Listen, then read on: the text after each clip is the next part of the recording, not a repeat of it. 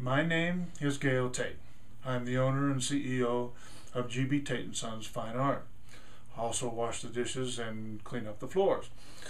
But anyway, the reason I'm making this little video is because I wanted to tell you simply two stories. The first story is about a recent visit that my wife and I had to her bank to open up a savings account. While we were meeting with the banker, I asked him what kind of interest can we expect out of this savings account. He said 1/100th of 1%. And I kind of shook my head and did a double take. I said, how much are we making on this? He said 1/100th of 1%. Now we opened the account with $600. We did open the account. We didn't balk on that. And we do have a savings account for home improvements and stuff. But later on I figured out that that $600 over the course of a year is going to earn us exactly 60 cents. Wonderful. Okay. There's a second story that I want to tell you, and that is in the very same week that we opened the savings account, I was offered a painting by Emerson Glass, who's one of the artists that we like here. We are handling the Emerson Glass estate. This painting was offered to us through the estate, and the price was $400. And after considering, I knew I was familiar with the artist, and after considering all things, I said okay, and I bought the painting for $400. Well, it took me about 3 to 4 weeks, and I sold the painting for $650. Now I figured, after we pay for the shipping, like everything we do, here in our office, we always pay shipping. And whatever expenses we went through to advertise and sell it, that actually got a return of a little over $600. We'll round it off to $600. So I paid $400 for it, and I made $200 on it, and that took me about 3 to 4 weeks. Now, the secret about investing in works of art is the same as whether you're investing in any kind of tangibles, whether it's gold, silver, antiquities, antique furniture, whether it's land, which actually real estate hasn't been really that brilliant an investment lately either.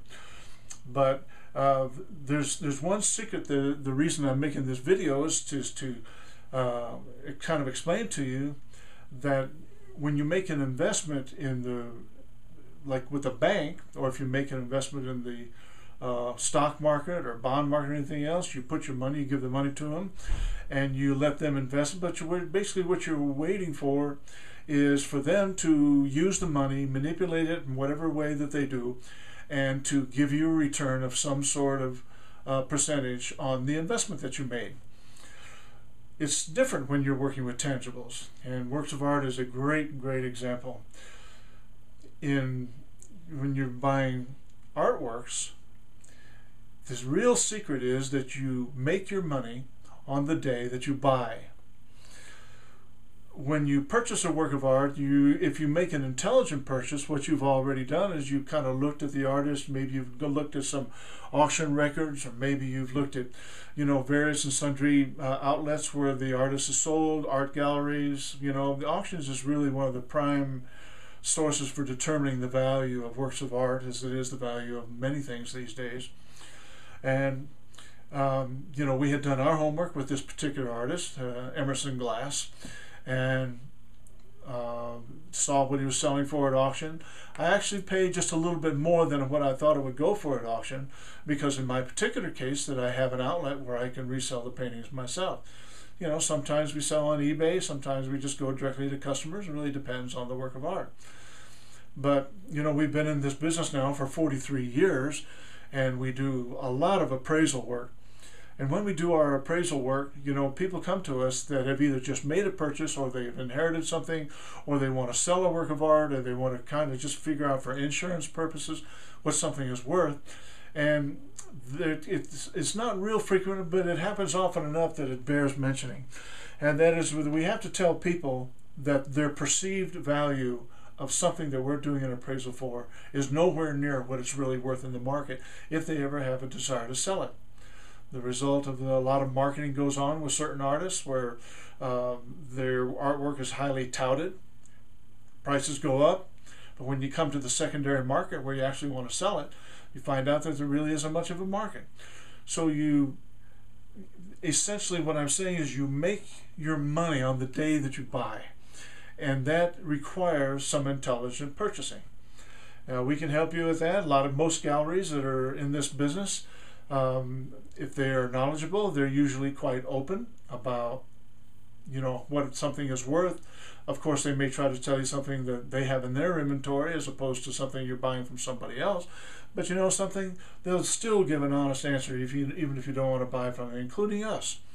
That if you don't want to buy from us, we're not offended by that. But we want to make sure that what you're getting has the value that you're paying for. And that's really the deal in the art market. I just wanted to tell you these two little quick stories. I'm making this video today, and hopefully we'll do more in the future. I want to tell you how much I appreciate you watching. And if you like this, come on back. Come to our website at gbtate.com and take a look at what we're doing. And hopefully we'll do more of these videos in the future. Thank you for watching.